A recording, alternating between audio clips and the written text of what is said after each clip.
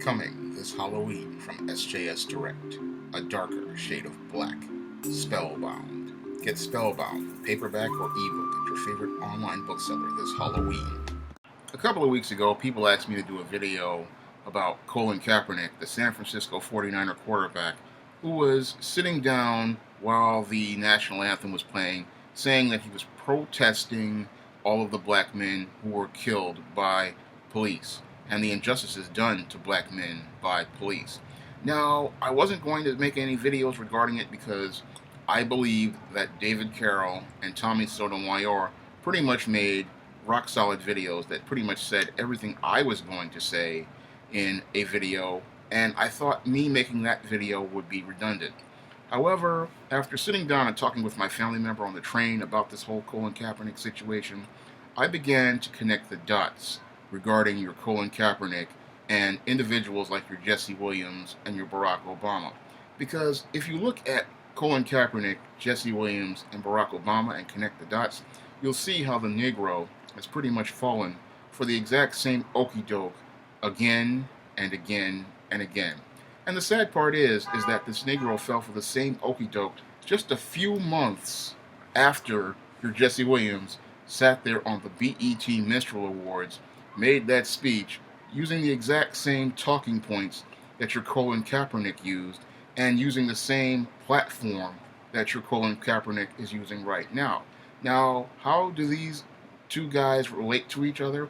I'm going to explain that in one easy fashion. Simple. Your Colin Kaepernick is a biracial black male. Your Jesse Williams is a biracial black male. And they're both light-skinned, just like your Barack Obama.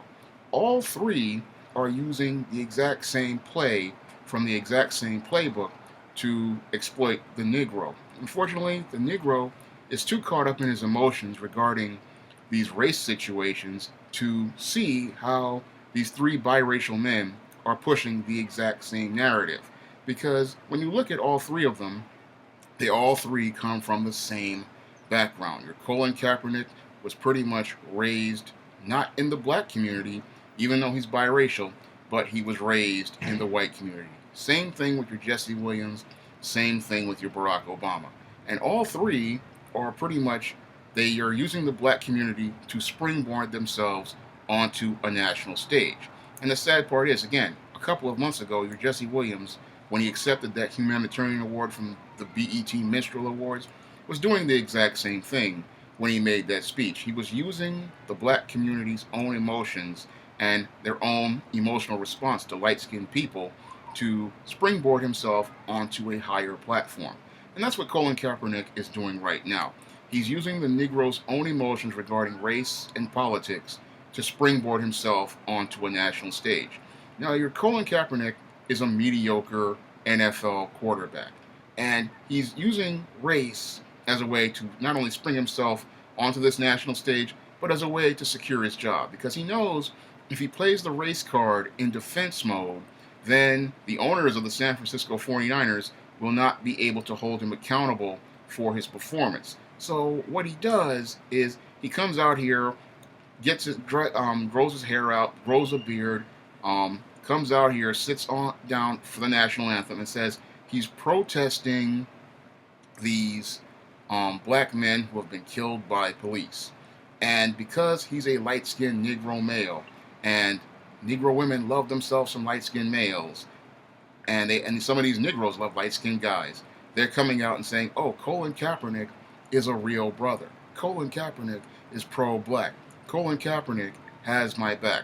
Not understanding that your Colin Kaepernick before this was dating white women.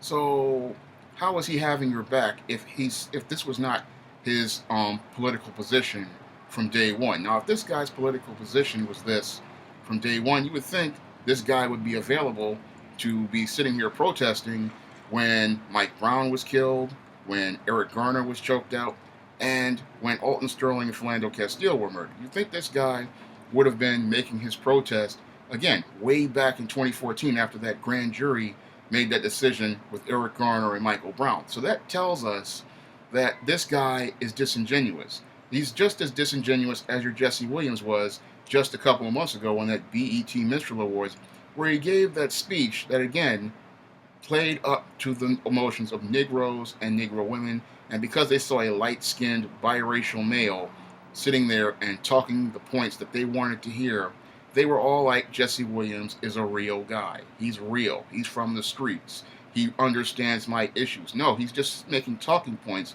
that tell you what you want to hear. Because when you look at this man's background and you see what this Grey's Anatomy star, he's working for Shonda Rhimes, and then in the past he's worked for Lee Daniels, two people who have made an effort to degrade the black image, but he's going to sit there and talk about what we're going to do. And then we look at his actions in the aftermath of incidents like Alton Sterling and Philando Castile, and we see that Jesse Williams is not a part of we. He's just an I who made a statement on a speech to get black people behind him so that he could springboard himself to a platform. Again, no different from Colin Kappernick and no different from your Barack Obama way back in 2004 when he was allowed to make the lead-off speech at the Democratic National Convention. And the sad part is that many of these Negroes just can't connect the dots and see how these biracial men are using the black community to springboard themselves onto a national stage and then pretend to talk about these issues, and then after they get onto the national stage, then decide to abandon the black community. Because again, we look at the actions of your Barack Obama, we look at the actions of your Jesse Williams, and we look at the actions of your Colin Kaepernick, and again, they're all completely disingenuous when you look at them and connect the dots.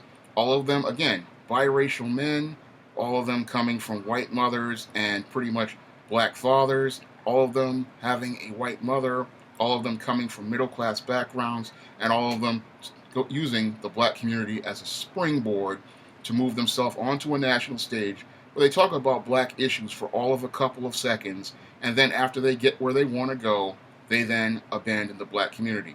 And the sad part is that in between Colin Kaepernick and Jesse Williams, you would think this Afro-American Negro would be able to connect the dots between the two to see that both of these guys, again, are following the same playbook, pushing the same narrative, and playing the same agenda. Unfortunately, your Afro-American Negro cannot connect the dots between a Colin Kaepernick, a Jesse Williams, a Barack Obama, or even a Sharif Abdul-Rahim way back in the NBA when he was running this gimmick to deflect from his mediocre basketball playing ability. And the sad part is this Negro falls for these same okie dokes again and again, allowing people to racially polarize him, get him emotional, create a firestorm of controversy, and then use that firestorm of controversy to pretty much springboard themselves onto a national stage, make themselves popular, and then get their fame and notoriety at the expense of the black community without providing any sort of help for the black community. What is your Colin Kaepernick sitting down at the national anthem going to do for the causes of black men who have been shot by police? What is it going to do for the policies on the books regarding police brutality in municipalities? It's going to do absolutely nothing. It makes a lot of noise, but it doesn't have any impact, because we look at all of these guys who are talking like your Jesse Williams, talking about what we're going to do, yet there has been no action constructive in the black community overall to get a single police officer who has committed an act of police brutality prosecuted or even terminated from their jobs.